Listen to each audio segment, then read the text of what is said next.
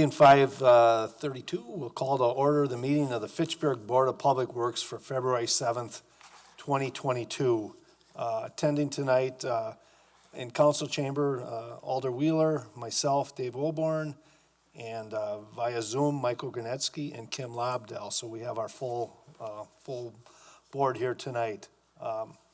Next, we have public appearances for non-agenda items. I don't believe we have anyone registered. No, sir. Okay. Then next, I'll entertain a motion for approval of the minutes from the January 24th meeting. I so move we approve January 24th meetings. Moved by Wilborn. Do we have a second? I'll second. Second by Lobdell. She was loudest. Okay. All right. Discussion. Any questions?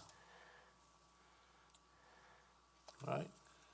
Questions or corrections? Seeing none, we'll call the vote. All in favor of approval of the January 24th Board of Public Works meeting minutes signify by saying aye. Aye. Aye. Motion carries. The meeting minutes are approved. Next, agenda item 4, one we've been anxiously waiting on. Review item number 4A, review and discussion of private drainage ordinance changes. And I'll turn this over to you, Bill. All right, thank you. I wish I had more to report on this, more of an official report. I did pass this by our city attorney, as I had mentioned, that we wanted to do such an ordinance change throughout the community. And she advised to kind of hold on for a second, because there's a lot of statutory law that's in place already that maybe the city doesn't really need to get involved on private drainage issues as much as you would like us to. The reason being is it is very intensive as far as the amount of investigation, the amount of fault that you'd have to determine whether or not someone is in compliance or not. And it is very, labor intensive as far as enforcement of those things. We do get about 25 to 30 phone calls a year from people saying, hey, the neighbor next door is discharging their water onto my property, or there's, their downspout is pointed in my direction, and it's causing some issues on my property. And whether or not, that causes a nuisance or not, but it would be something that we would have to go and investigate. There are some communities around the state that do have ordinances out there. I had mentioned Sheboygan was one of those. And it is a very complicated system. It goes back to, having a grading ordinance in place for subdivisions, making sure that each building is in compliance with those as they build. They do have some ordinances in place that you can't discharge a downspout within more than 6 feet from your house, or point it at a neighbor's adjoining property and cause a nuisance. And it's that causing a nuisance, definition that you really have to tie into, and what that means. So could we do something?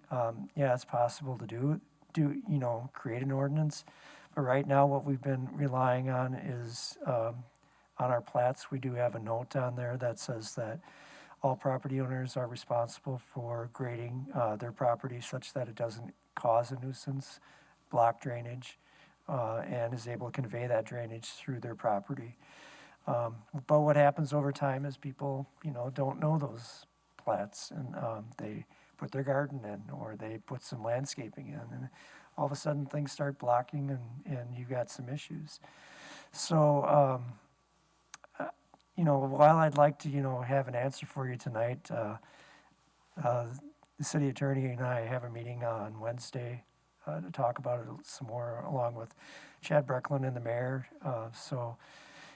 We are, we'll have a more definitive answer for you at the next meeting. I hate to kick it down the road one more time, but I thought I'd have an answer, but I didn't. But we will by next meeting. Bill, could you repeat how you discussed something about there is there's some wording in place about the conveyance of stormwater right now that's in our existing ordinances? Correct. Our ordinance that we have in place, when a plat is considered for approval, the person that's doing the subdividing has to provide the city with a drainage plat, which just generally conveys with some arrows on there which way the water flows off of each lot and through and around the subdivision. So we have that on file for most plats. Some of the earlier ones don't have that on there, but we do have that. And there's a note on there that says that individual property owners are responsible for the drainage on their lot, through their lot, in accordance with that plat. So it falls back on those property owners to do that. But like I said, some of the older plats that we have in the city, some of the original charter plats as well, that we don't have that kind of an ordinance, or we don't have the arrows on there that show the drainage in and through those areas, which causes some issues that we can't provide them with any, historical platting information that we would like to. But we do have that ordinance in place. So we do refer to property owners. Take a look at that. If we have those maps available, we provide that to the property owners and ask them, to try to resolve as amicably, well, as best they can with their neighbor. And, personally, I've had situations like that, with my property. I mean, we're pretty much just an arm's length away from each other, so it's really hard to get the drainage to go around. And my neighbor's got some settling around his foundation, so the water kind of creeps over that way. And I put my downspouts out to the front and back of the yard to try to minimize that, but occasionally the gutters get full of leaves and they overflow and the water goes where it goes. But, we try to work with each other to, try to, resolve those drainage issues. He's going to have to fill some stuff. I've done what I can on mine. So, we try to, use that route as much as possible when drainage issues come up on private property. Well, there's one thing I would like to convey to Administrator Breckland and Valerie is we have a homeowner that their property cannot be used. I can phrase it no other way, because their neighbor built up, added, and changed the drainage, and that same neighbor routinely calls the fire department on them when they have a burn barrel, and are basically have told them, go ahead and sue me, see if you like it. And I just find it unacceptable. This is the type of thing where people say, we have a stormwater utility, we pay taxes, we could use some help. We shouldn't have to, the city should be able to give you're in violation, so that if they make that ruling, all right, well, then they have some legal grounds to proceed on. But I don't know what I'd do. I would just be irate having my backyard all full of water constantly for years now because someone filled in their backyard and changed the flow. And Valerie and Chad, you go live in their house for a summer once and see how you like it. I just feel we need to have some ability to say you're out of compliance with stormwater, and and have that in the city, that the city has issued that. I'm not saying we have to go and make them do something about it, but at least we'd say the city has determined your property, what you've done is violates, and at least the neighbors would have some legal recourse. Right now, they got nothing except a backyard they can't use, and a neighbor that's a protagonist that keeps sticking it, poking them in the eye with a stick. I've said all I'm going to say about this. I'll open it up to other board members. Bill, I have a question. So is the path of that water recorded anywhere? In that area, I'm not aware of the path of a recorded path. Okay.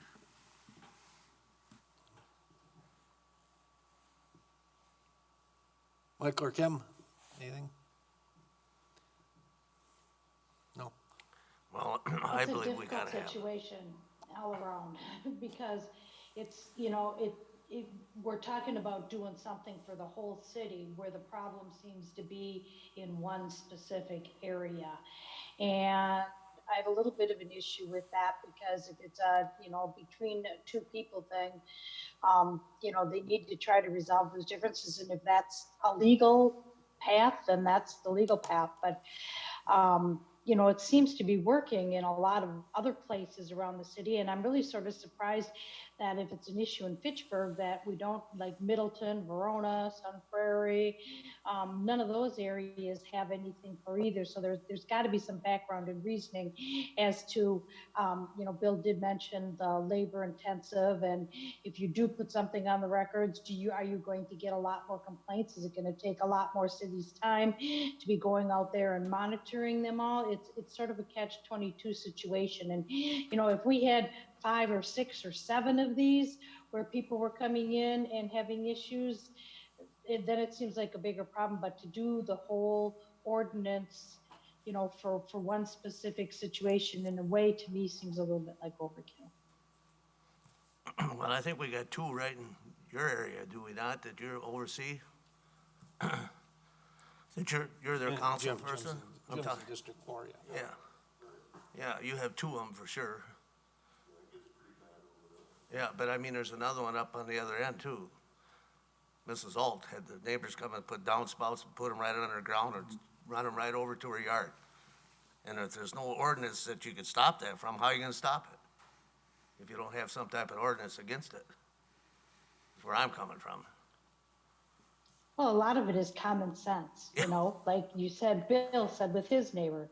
You go talk to him and you say, I'm having water issues. Can you route your downspout somewhere else? And I realize that doesn't happen in every situation or in every case, but and these people probably have exhausted all those areas. I know the one doesn't get along with their neighbors, so there is no discussing or talking or working together in that situation. And that's unfortunate, because in most cases, that's the best and easiest and most cost-effective way to solve it.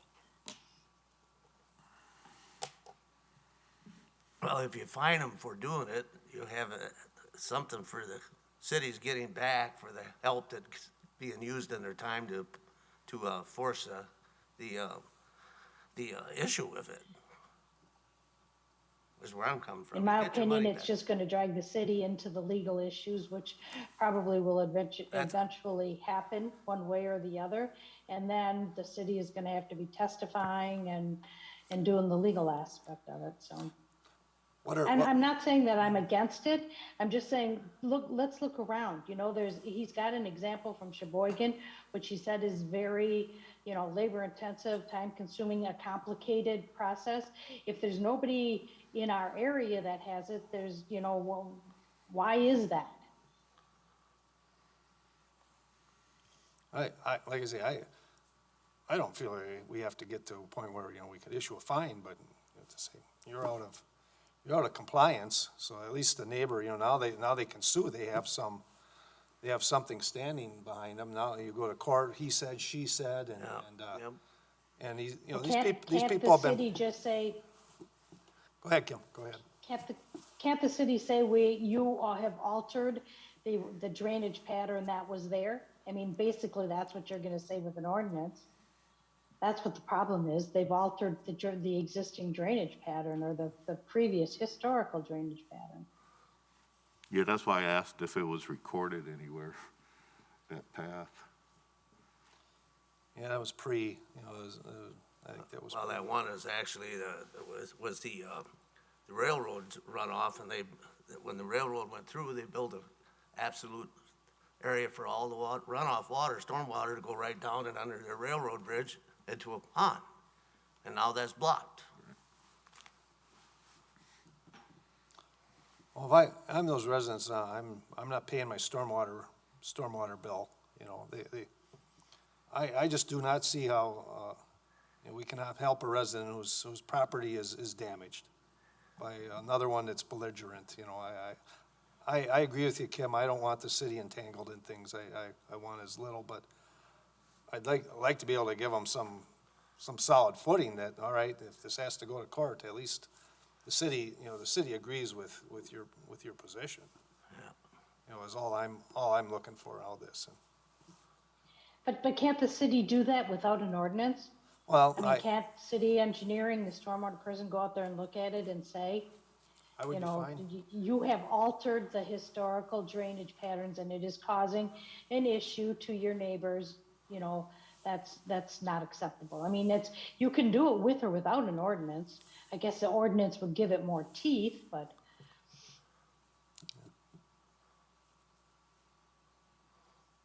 Well, if I had a statement from a city PE stating that, I would be satisfied.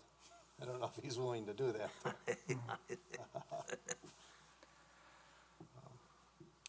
Right. Well, I would add, Bill, get back to us after you speak with Administrator Brecklin and Valerie, and let us know. I do not, I'm tired of dealing with it, and I don't even have and I'm not living in a swamp, like those Right. residents are. And, yeah, I do feel bad for them. I feel horrible for them, and they've been very, very patient, and like I say, they're being harassed. They're being harassed by those people also, by calling the fire department on them whenever they have their legal burn barrel going, so. All right, we will move on. Next, review and discussion of Madison Beltline PEL proposed component concepts priority survey. And Bill, I'll turn this one over to you too. All right. Andrew's on our, the Oh, Andrew, technical. I'm sorry. He's on the technical committee for this project. And we had received some information from them regarding some priorities. And you have in your packet just a link to that survey. And we kind of wanted to get your ideas on priorities for the city of Fitchburg. We'll combine that with a couple other committees' input. It's nothing, formal that we're voting on, just a consensus that we can put together into one survey response from the city of Fitchburg. So, Andrew, you there? I am. I could pull up the survey. So I don't know. Yeah, so basically we have, like Bill mentioned, so I'm on the committee. Bill is as well. So we basically have kind of two votes that way. So I was going to present to the TTC on this. And then obviously have you guys also kind of get your voice represented by Bill's voice, by Bill's vote. So I can pull up what I included in the TTC packet. I tried to get to the link and it told me that the form didn't exist. Did anybody else have an issue with it? I had the I same encountered the same. Okay, so we didn't even get to see the survey. I wasn't Okay. sure 100% what you wanted us to do. Sure. Yeah, so just to give everybody a little bit of background, so basically, Bill and I are on the planning environmental linkages study for the Beltline PL, and as part of the effort, they're going through various kind of component projects along the corridor that would, be part of different strategies that they could package together.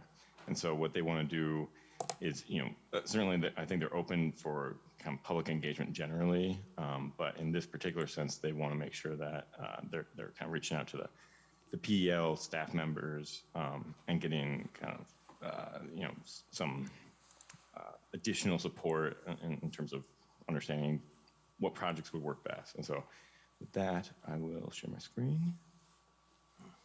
Oh, let's start my video, sorry, you guys can't see me.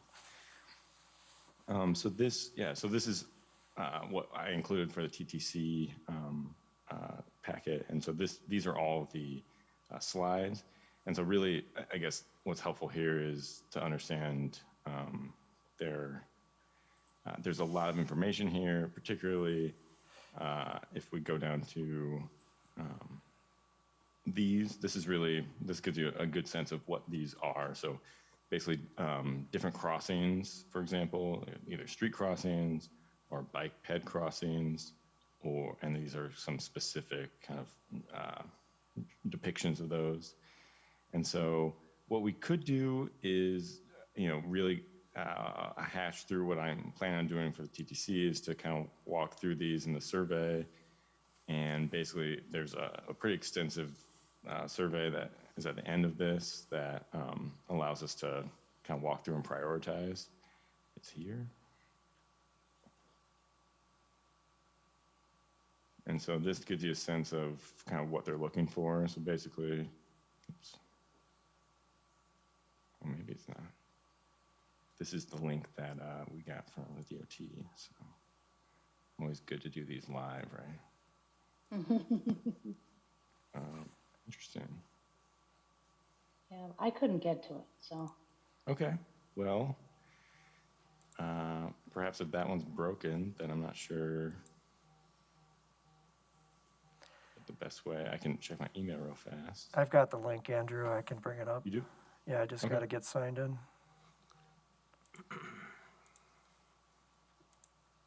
But yeah, so basically what I can say now is that as part of this, they basically go through each of these component parts. So there's park and ride concepts. There's, like I mentioned, bike and pedestrian connections. So there would be a number of these that we would prioritize in kind of a rank order.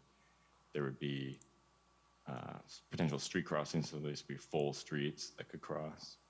And what you see in the numbering is really kind of the early stage prioritization. So they got some initial feedback from folks. And so one being the highest. And so as Bill brings that up, I'm open, certainly whatever you guys want, you're the board. We could go, item by item, and you guys could kind of discuss and prioritize, or you can give some general direction, and then Bill can kind of take it away and fill out the survey. So with that, Bill, if you have it, feel free to share. Yep, we're good. Let me get, oh boy, I had it. There we go.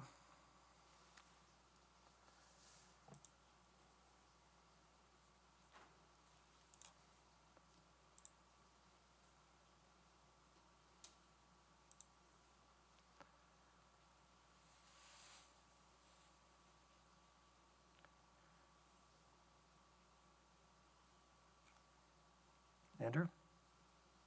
Yeah. So, yeah, name who you're representing. Yeah, you can fill in your name there if you want. So again, like I said, so basically Bill and I both have spots. My hope was that,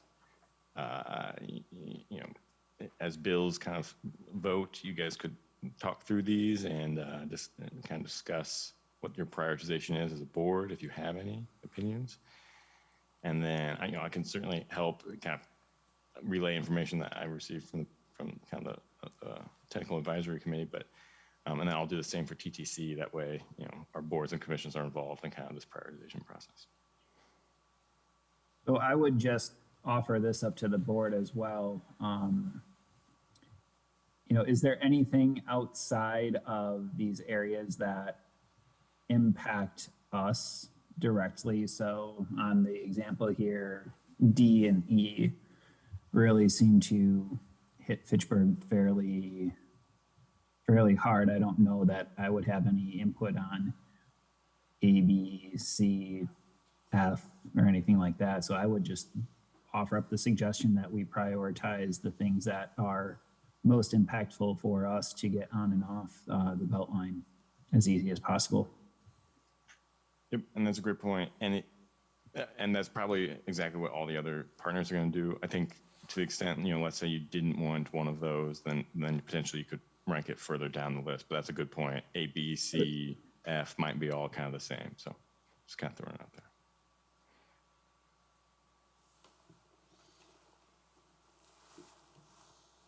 So you guys are supposed to fill out this survey and then submit it, and then they're gonna collect the data and then present it to you.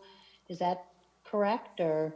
Yep, that's correct. Yep. So the other members, so other city staff, Madison, Verona, Stoughton, Monona, they will all do the same effort, and then they'll have a collection of kind of these prioritizations. And the next step will be combining basically the highest ranked projects into strategies, kind of combined packages of projects. And they'll have probably 3 scenarios that they'll actually model and test in the end. And when is this due, Andrew? I When are believe you it's due the supposed to have? 17th, so that's why we want to bring it to you guys in this 2-week cycle so that you guys can weigh in if you'd like to. It's a discussion item, so it's really, to the extent that you want to provide feedback, you can. Can we get a link to this that works to look at it, to proceed? And then I agree with you that it's a good idea for maybe Board of Public Works to provide their comments to Bill, and he can incorporate that into his response, and TTC to provide them to you, and then you can incorporate those into yours. I'm just looking at, we have to think a little bit bigger picture here because of the annexation for the town of Madison. I don't know if F gets anywhere near to that. I guess it's West Broadway to John Nolan, so it's probably It's too on the far north away. side. Yep. Yeah, so it's probably too far away. The other thing that, we would need to look at, I guess, in terms of what's in Fitchburg is where they're proposing the connections. Do we have the infrastructure to, if it's a new crossing or whatever, to handle the flow of traffic once it comes off of getting over the belt line? Is it a good place for it to be happening? Because sometimes, by putting in extra connections, you're going to get a lot more traffic through business neighborhoods, residential neighborhoods, some areas, and we just want to make sure that on both ends where it's, dumping, either way, we have the facilities and we want to be putting traffic there, and that you're not going to be causing a lot more disruption to any kind of low-income neighborhoods or anything else like that. And it's sort of hard to tell from this one. I mean, I'm sure they have more detailed drawings of where they come in, but it's, it's hard to give an opinion when we're just looking at it right now, or it's hard for me to give an opinion. Yeah, certainly. And I think, it was a 2-hour meeting, so there's lots of kind of nuanced discussion about each of these options. But what you see is relatively speaking, the bike pad, they do have a little bit more in depth in terms of some of those maps I showed you with the red lines. But for the street connections, it's, it's in between park and fish, right? Like that's the level of detail they're at right now. Just to say, here's a potential additional. Is this one a bike and ped one that they're yep. talking about? They want to improve the bike and pedestrian connectivity between Fish Hatchery and Seminole Highway Road, I guess it looks like through there. Yep. So In those areas. So, I mean, in general, those concepts are all good. Right.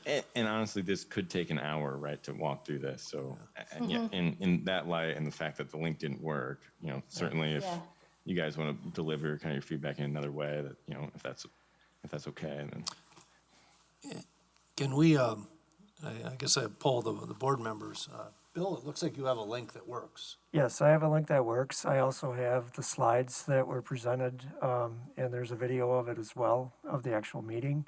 I can provide all those links to the board members and then ask for you to give me some feedback on that if you have some within the next 2 weeks, and we'll compile those results and get those into a response for Andrew. Dave, I'll have to work with you, Dave Wilborn. I'll have to work with you on how to get that information to you so that you can access it and make a response to. Okay. If that's reasonable. If you can get it over to my email address. Okay. Right? Yep. You have it, right? Yep. Sound all right, Kim and Michael, Jim? All right, let's go with that. I'm sorry, I would have reviewed it. The link didn't work for me, but if we have a working link, look through the slides, Bill, and send feedback to Andrew. Or or do you? You can send it to me and I'll compile the information as a vote as one of the members for the committee. Okay. And Andrew, just as long as you're on the phone, if you can also send that link out to TTC, I'm sure that we'll have much the same confusion Yep, Thursday. yep, for sure. Sorry about that. Okay, thank you. That was good. So we all have a little homework here. So if you can in the next, you can get through it in the next week, I would appreciate it. Yeah. All right, thank you. Let's move on to agenda item 4C, review of utility checks and P-card purchases. Does anyone have any questions on those? I just have one. I guess it would be the account number 602-5921-245 for $26,430.83 from Merchants Core in Maine, and I don't, I guess, get the abbreviation 2020 on AMI host fee on that, Bill. What's that stand for? AMI is our automated meter system that we have through the community. So we contract through Core in Maine to host the data and obtain the data for our meter reads through the city. So on an annual basis, we pay this for them to get the information, host it, and share it with us. All right, thank you kindly. I had the same question, Dave. Anyone, Kim, Michael, Jim, any questions? I had one, I think I know the answer, just down a little bit. There's one to CTW Corporate for PRV valve repair. I'm guessing pressure relief valve, or what would PR? Pressure reducing valve. Oh, okay, so that's it. All right, then we'll, no more questions, we'll move on. We've had him talking a lot already, but our report of Director of Public Works, Mr. Bill Balke. Thanks. We've been interviewing for positions in the past month, or we've had a couple of applications open for job postings for our maintenance parks, our parks, streets maintenance operator. We received a few applications and interviewed them, and we're going to keep it open for a little bit, just to see if there's other candidates that might apply in the near future. So we didn't really find someone that was a good fit yet. We also have our stormwater position, our stormwater engineer position, the full-time open. That one as well. We had a couple of applications that were submitted, and we felt that we'd like to keep that open until we had some good candidates for that position as well. So in the meantime, we have another utility person, that maintenance worker that's going to be leaving us. We just got one that started, and the same day we had someone that resigned. So it's a tough position to fill. We're just looking for people that want to work and be part of the city, and hopefully we'll have a new candidate that would like to work for the city soon. The COVID has been going through our department quite regularly. It's tough when you have people in close contact and there's a person that tests positive, and then it just wipes out, 3-4 people at a time. So it does have an impact on our operations and the utility, and as I mentioned, in the snow plowing as well, to backfill those positions. So. I will just generally say, from what I've seen, you guys are doing a fantastic job with the staff that you have. Haven't had too many snow events, but know that that's not always the best litmus test for the performance of the department. So thank you. And Bill, I want to congratulate you or recommend you on, interviewing people that do apply for the positions, but then, making the tough decision if you don't feel that it's somebody qualified for the position. It's the best way to do it. I know sometimes that's difficult, and I know right now we're trying to hire several people too, and there's just not many candidates out there. There's not many people applying, and it puts you in a tough position. And it's a tough decision to make, but it's the right decision to make sure that you have someone that has the qualifications and the experience and the motivation and the attitude and the desire to do what it is you need to do. So hang in there, somebody will show up. All right. Well, I just want, kind of echo, the good work they've been doing. I think I probably told you, I ride my bike to work, and they get the paths cleaned off, really within a day. And I also wanted to thank the parks. They came out on Saturday and resurfaced our skating rink in my neighborhood. It's wonderful. So thanks for their hard work, especially when it gets warm enough that we can go out and enjoy that. There's a lot of people taking advantage of those things. So.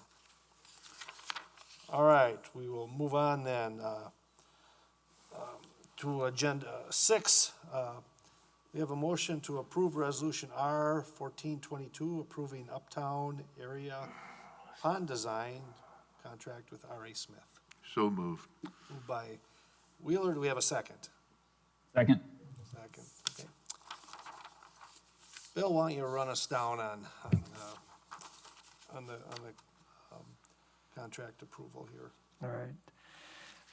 The Nine Springs Plat area it's an area that's up by Lacey Road, the Highway 14 interchange. It's that big field that's out there. It's north of East Sherrill Parkway, west of Sain Road. Kind of that big triangle area over there behind Phoenix, if you kind of got an idea of that. There's an area that we took a look at this, many years ago from a regional development standpoint, and so where would be the best place to install regional ponds and drainage for this development, so each individual parcel that came in didn't have to put their own little pond on their own parcel. So this area that we've identified as the Area H pond is one that we'd slated, as development occurs, or when the need occurs, we would have to install this pond to accommodate the drainage of that new development. We've met with the property owner that's in the area up there, Avante, and they've indicated that they would like to move forward with development north of Stanley Place there. And in order to do that, we would have to install this pond and assess that cost back to the property owners that are in that drainage region. We did have a study that was completed in 2020 by R.A. Smith to determine the feasibility of installing the pond in this area. We had some worries that the area was a wetland, and had become a wetland, and we would not be able to install a pond on this parcel that we purchased. We've since determined that a pond could be installed in that area. We've worked with the permitting agencies, Army Corps of Engineers, and DNR to determine what would be needed to do that. We do have high groundwater in the area, so it's not just a matter of digging out the dirt and making a pond. We actually have to elevate the pond above the area in order to accommodate the drainage for the development. So this contract that you see tonight is with R.A. Smith. It's kind of an extension of their design, or their contract they had previous with the feasibility study, to complete the design of the pond, do the permitting and bidding for this project. The timeline for the project is design through 2022 and construction in 2023. There is the potential that we could combine this and do it a little bit earlier with Avante's project. They will have to install the road, utilities and things like that in that area north of Stanley Place, north of East Sherrill Parkway. So we could have some economy of scale of working together for a common project. They have to dig dirt out. We need dirt. It's one of those projects that it's a win-win if we can get the project coordinated. So the project that we have here, as I mentioned, it's designed for this pond. We've had it in the CIP for a number of years, and now development has caused us to need to get that done. Thank you, Bill. Questions for Bill? Yep. Bill, when is the city responsible for building these wet ponds, and when is the developer responsible for building these wet ponds? And the example that I have in my head is out here in Quarry Vista, the homeowners association owns the parcels that these kind of drainage areas are on. I think there's 3 of them in this area. All were put in by the developers, and as the houses in the neighborhood developed, the lots have been transferred over to the homeowners association to take care and maintain and all that other good stuff. In this instance, it was started several years ago under a different process where the city would agreed to construct the ponds, purchase land, and then they would assess those back to the drainage area. So this is an ongoing part of this project. Typically, what would happen is, like you had mentioned, a developer comes in, wants to build something, they would construct the pond, they would build it to our specifications, and then dedicate that to the city.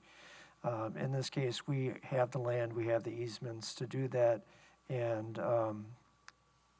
we're just implementing that part of the project. But is there a point at which the city is not responsible for the maintenance of these areas? Yes, if the pond that the developer wants to dedicate to the public is not meeting the city standards as far as size, slope, our engineering standards that we need to maintain that, we would require that developer to keep that pond as a private pond. But if they were to make it to our standards with the right slopes and things that we need, then we would take that over. And we've done that in several other subdivisions. It's just that in the subdivision you're indicating, space was kind of tight. They didn't want to give up a lot of land, so it. And just a general comment, I know you're all over this, but the more private partnerships we can do, obviously the better for the city, as most of these things are really regionalized to the actual development area itself, and it's always overtaxing on city staff to kind of maintain these ponds and increase the entire stormwater expense for the entire city, when really much of this area is served by these ponds.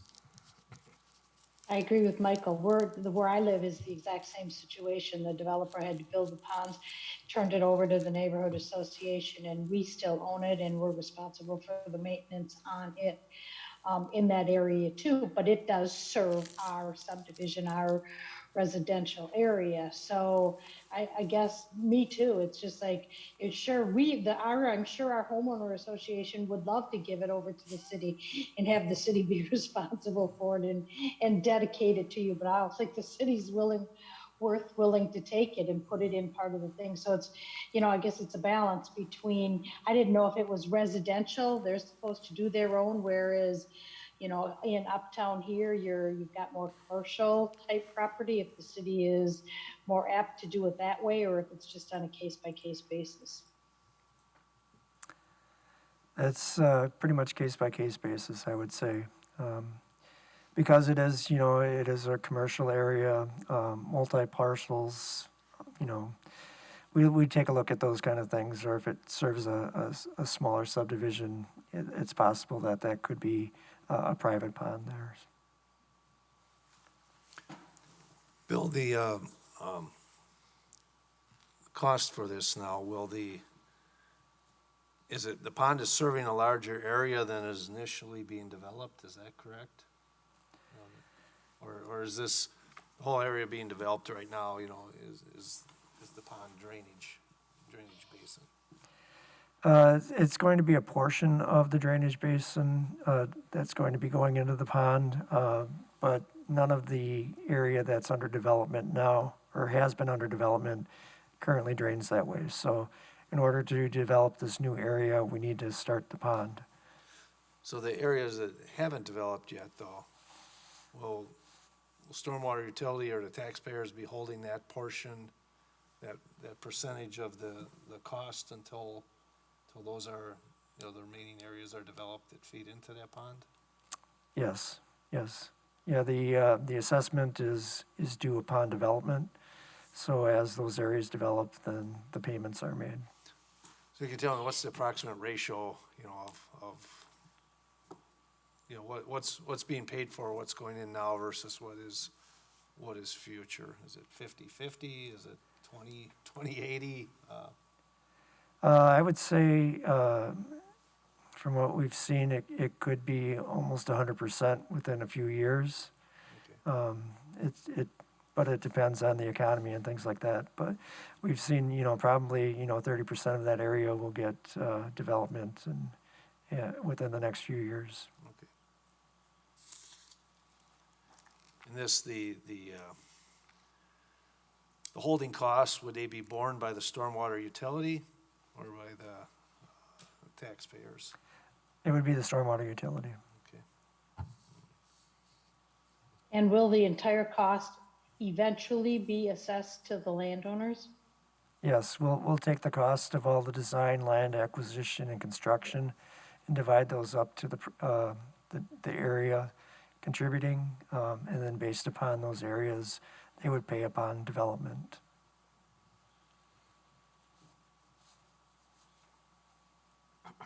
And you're doing this as an amendment to an existing contract you have with R.E. Smith for the study for the same area, is that correct? Correct. Okay.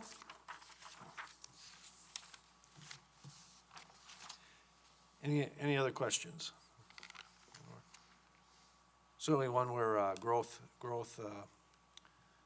will increase the cost for existing residents, but hopefully not for too long until it's developed, so. All right, we'll call the vote. All in favor of Resolution R 14-22, signify by saying aye. Aye. Opposed? Aye. Motion carries.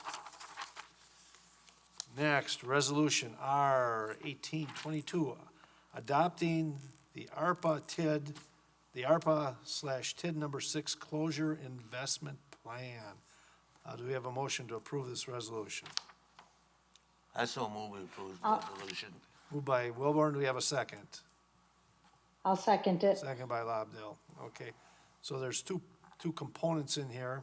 One is the ARPA money that we're receiving from the federal government. And the second is the money we'll be receiving from the closing of TID 6, which is at the Orchard Point. It's near where I live in District 1, but it's in District 4 that Jim represents, where TID 6 is, although it might cross borders. I think it might cross the TID district might cross the two district borders. So, we had a meeting, Finance had a meeting last Tuesday, and the mayor had proposed, he had made proposals on what he is suggesting the money be spent for, and he went over, it's quite a wide range of things, and so, if we approve this resolution, are we approving what the mayor's framework at this point? Yes. Okay.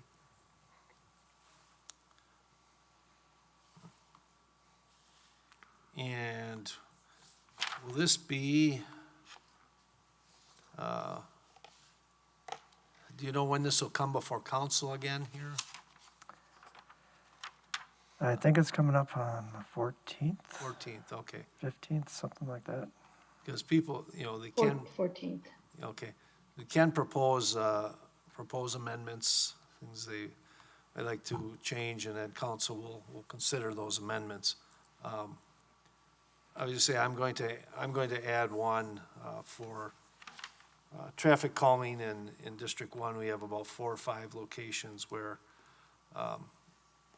safety and speeding, and it would overwhelm the limited budget that we put in every year for traffic calming in the city. So I'm going to be submitting a amendment for a number of locations in District 1 to improve our safety of our pedestrians and people that live on those streets.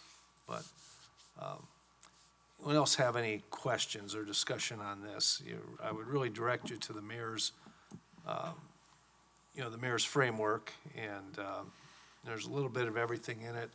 One priority, is stormwater. We've recognized the increase in rates and stormwater, and we thought we could use some of this money to defer these costs to slow the astronomical rise in stormwater rates we've had coming at us. Jim, any other comments at this point? No, just a reminder that this is a living document, so you won't be able to spend all that money in probably a couple of years.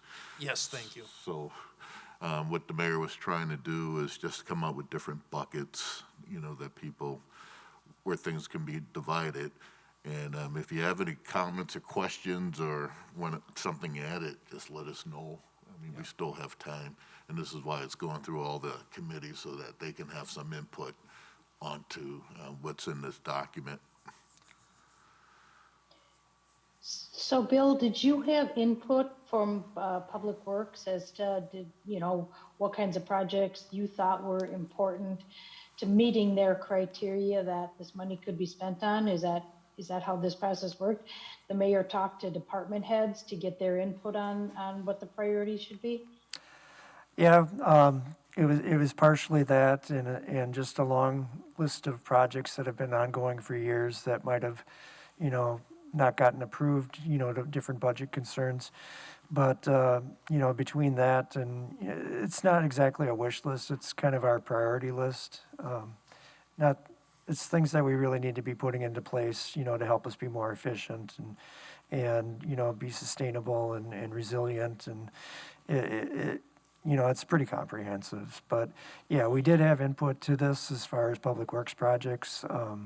And we're happy with what was included in that. So these won't ever become in the capital improvement plan, is that correct? Because this is a whole separate thing? Go ahead, Jim. Well, I think the idea is to we can take things off the capital improvement plan and pay for it, with the ARPA funding, that would be somewhat of a goal. Mm-hmm. As Bill mentioned, most of it's going to things we had identified as needed to do in the city already. We're not, there's not a lot of new things that someone hasn't heard about before. We think it gives us opportunity to get on top of, address some issues we have without raising our taxes, and gives them some flexibility to drive the direction of our city and keep our taxes down and make needed investments. These are also, I would add, these need to go to one-time costs. We won't fund something, say it's say an additional park worker that we would pay 1 year and then there'd be no more money the next year for it. These are kind of single use funds that we're trying to target, something that, all right, this is done, and we move on. It won't have reoccurring, or large reoccurring costs. I would add, the ARPA funding, I still think we need to keep in mind, it's money we've been given, but federal government really doesn't have any money. They printed this, and if you look at it, I view it as the 30,000 residents of Fitchburg have incurred. This went to all municipalities in the country, and so we've incurred another $2.5 million in federal debt. That our residents are responsible for that. But we're going to try to do our best to make good use of this and to move us forward here. And we're looking for public input too if people have additional things. But I'm happy, pretty happy with the framework the mayor and the city departments came up with. But again, we're, I do have a quick question just on the process of this. Jim or Dave, maybe you can answer this, but do you know why these two very separate funding things were put into the same wish list document?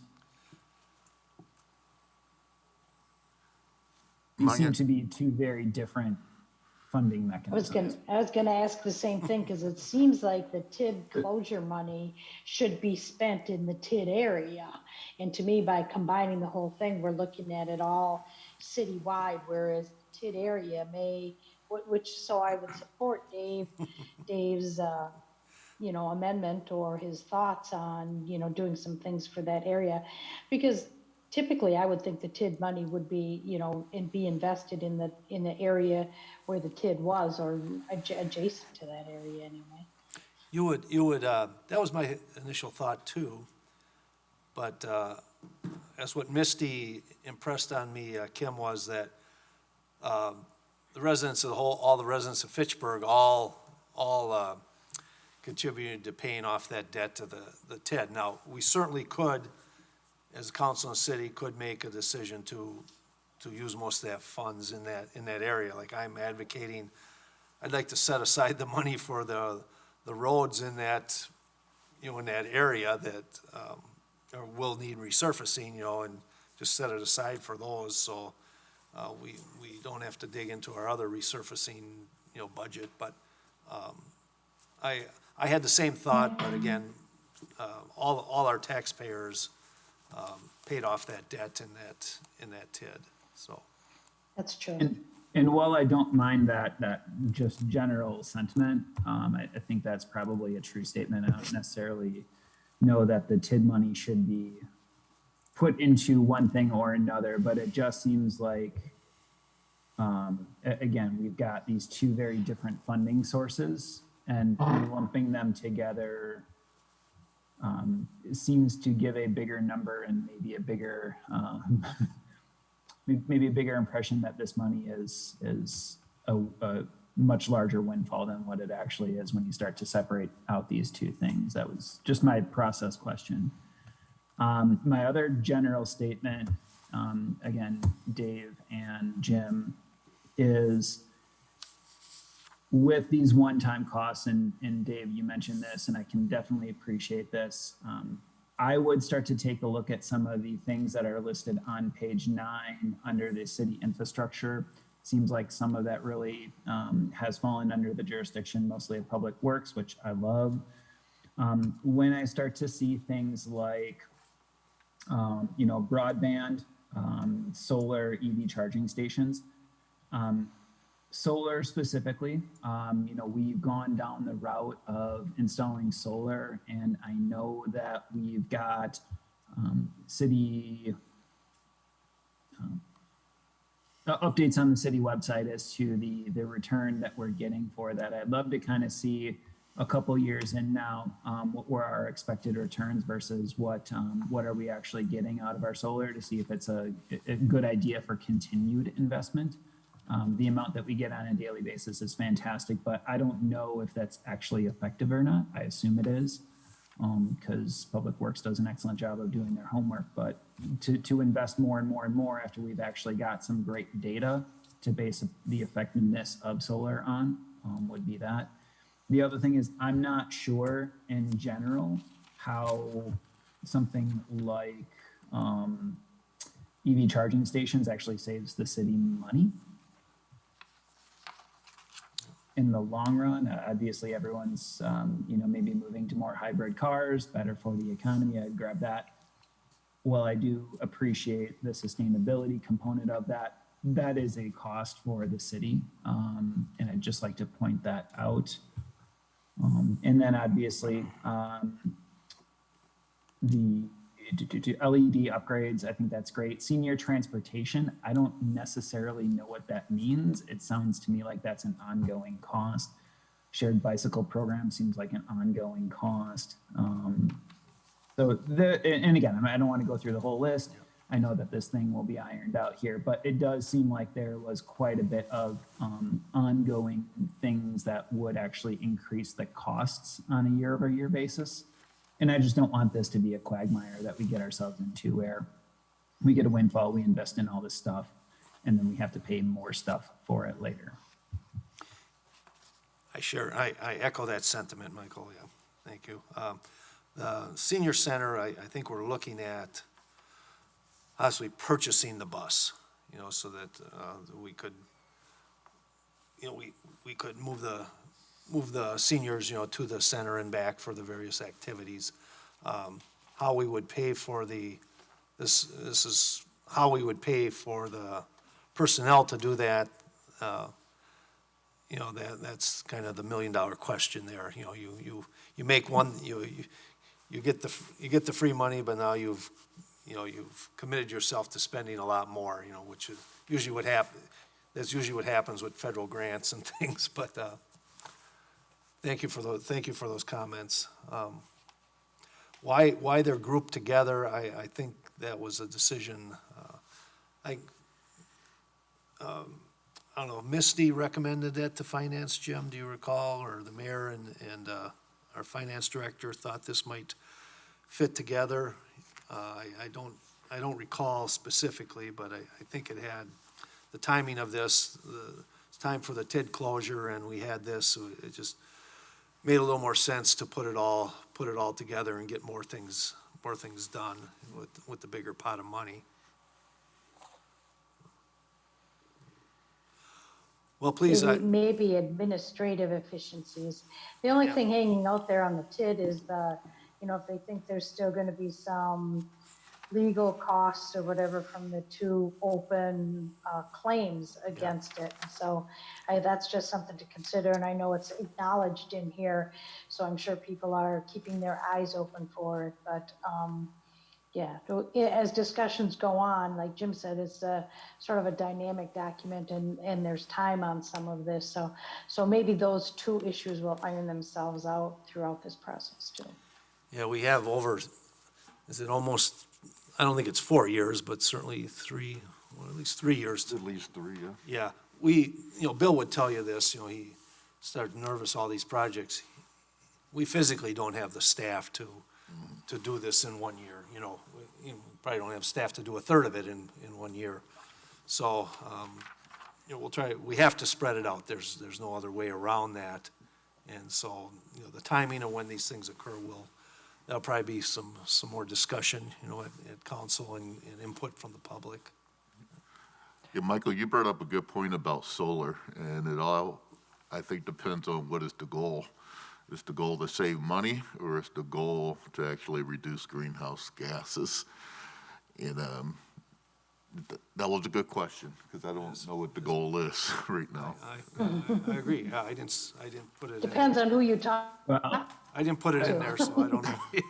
I will say before your time, the city was presented on a financial case, and I think that while indeed, it's always the goal for sustainability, and I will never argue against those things. At the end of the day, the performance of the public works and the accountability to the taxpayers is one of a financial concern first. We have to make sure that people can live there. If they move to a different town right across the border and want to start burning coal left and right, they can certainly do that. And I can make the argument that because taxes are there and now all of a sudden they're burning coal next to us, that we've impacted our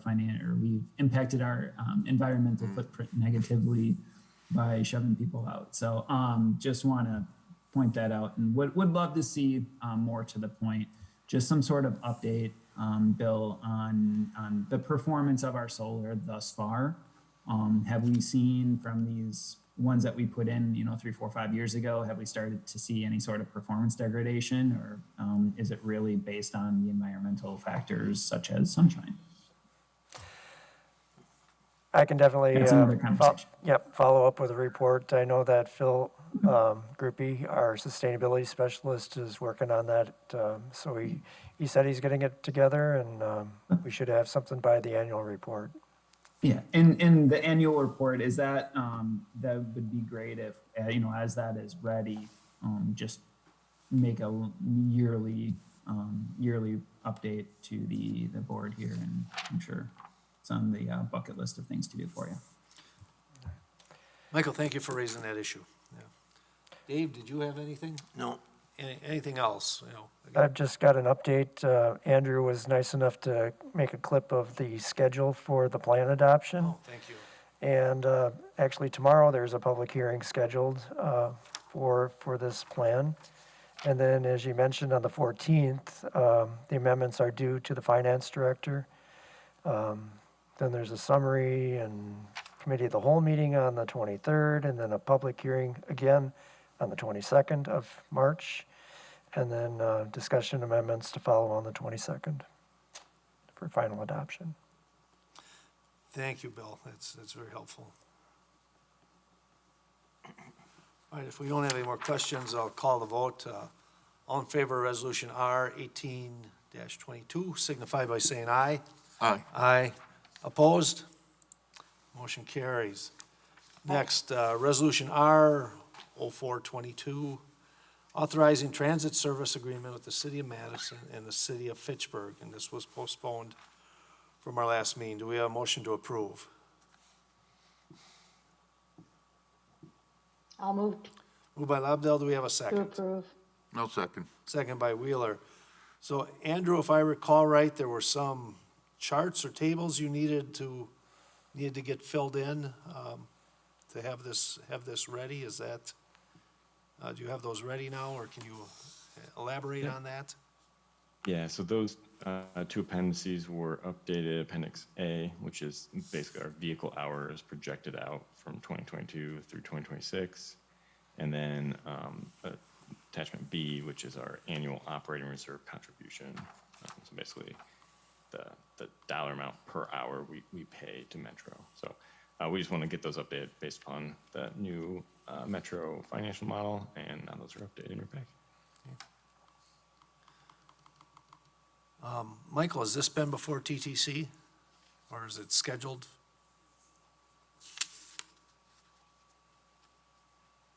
Maybe you know, Andrew. I suppose Yep. I should ask you. Yep, Yeah. it was. We didn't, unfortunately, we got the update after, but, Okay. you know, the main kind of the crux of this is, you know, our last agreement was in 2015.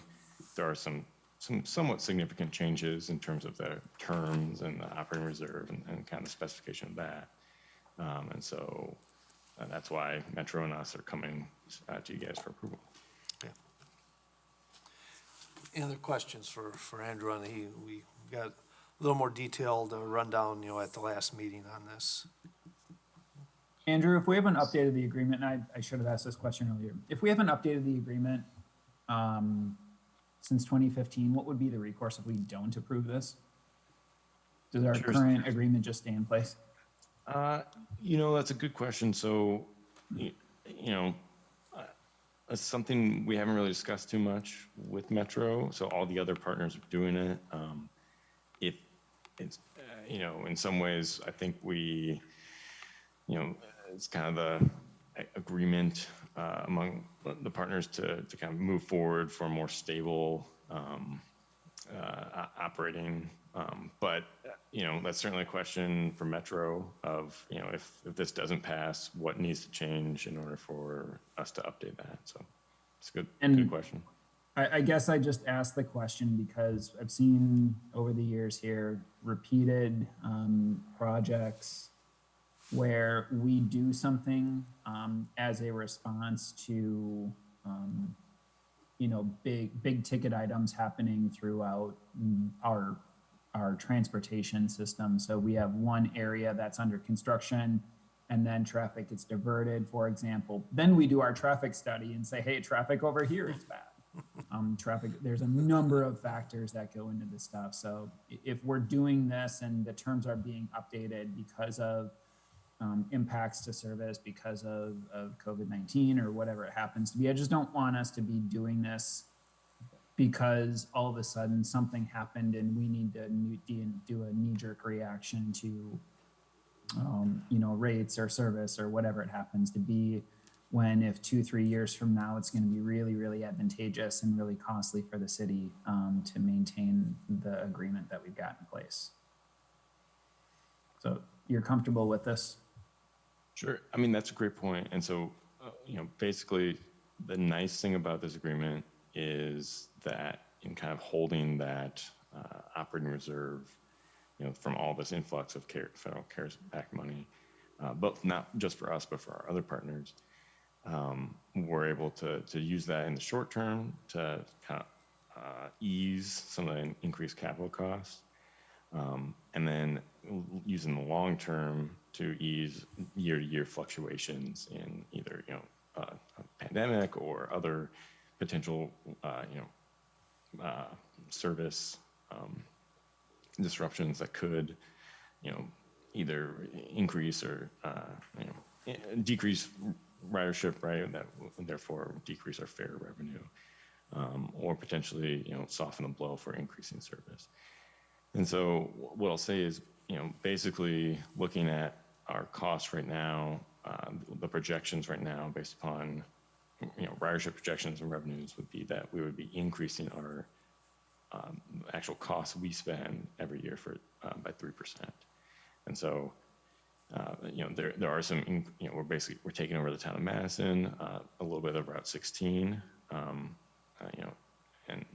there's certainly changes associated with the network redesign that Metro's been going through, but as far as the current service, we'll be taking on more of the Route 16.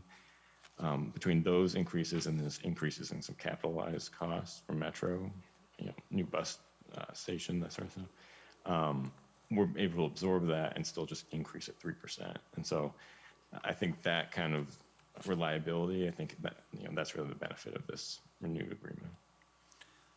And is this open, the last agreement was 2015.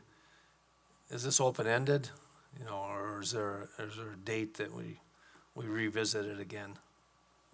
We could look at it again in 7 years or? Yep, 5 years, and 5 then years, it would okay. renew then after that. Thank you.